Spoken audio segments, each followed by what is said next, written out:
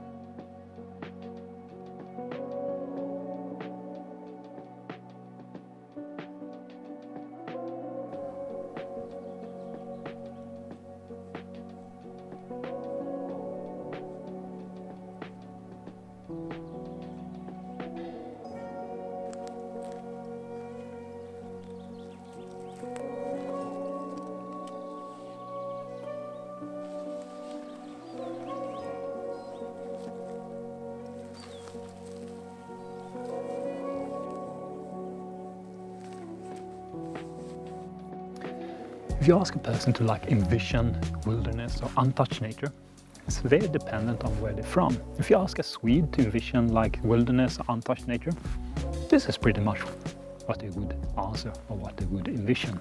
These kind of woodlands and the marshes, this is the wilderness for us Swedes.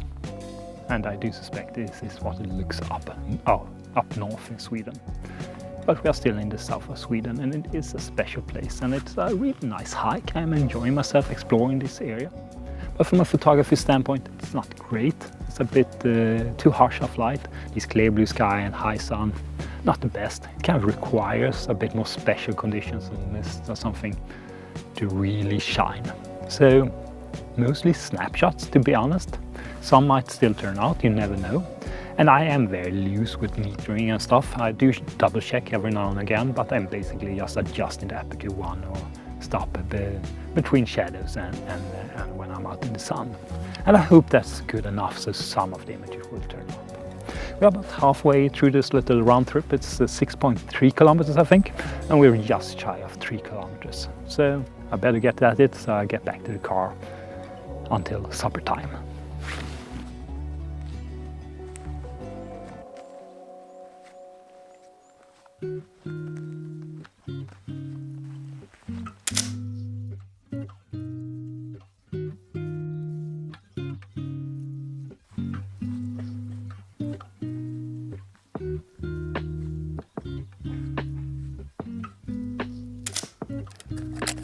And that's probably the best shot of the day. Quite obvious shot of the boardwalk here. But I did like the trees here and the taller trees in the background. And I'm not above the obvious.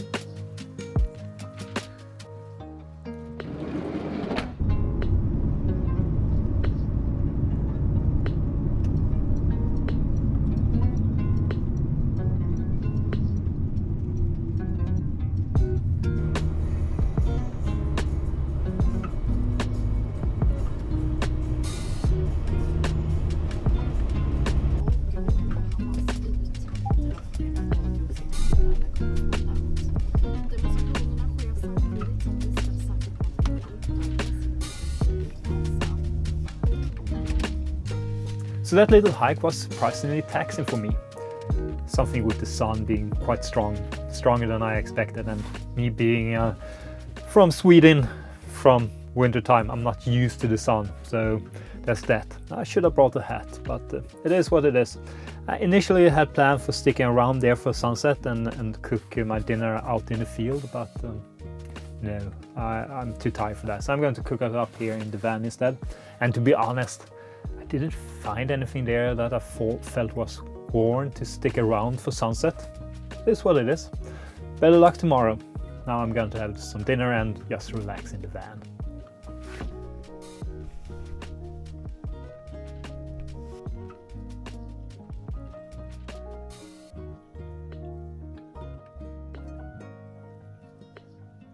Another pleasant day out, even though I overheated slightly, as the pale Scandinavian I am. And photography-wise, I must say it was also a pleasant surprise.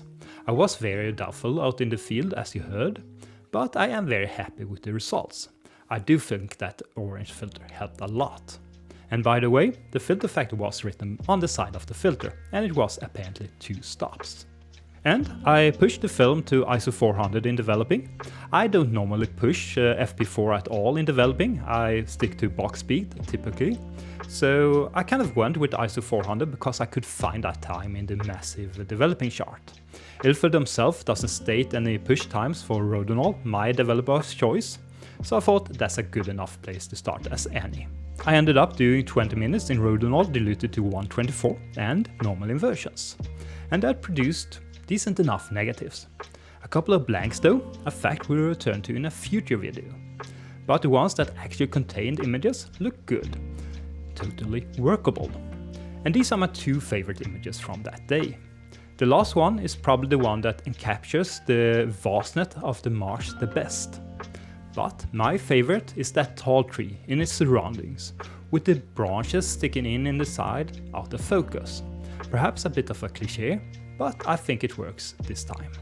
And I probably enlarge this in the darkroom in the future. But that's a story for another time. For now, thank you for watching. I'll see you next time. Take care and bye.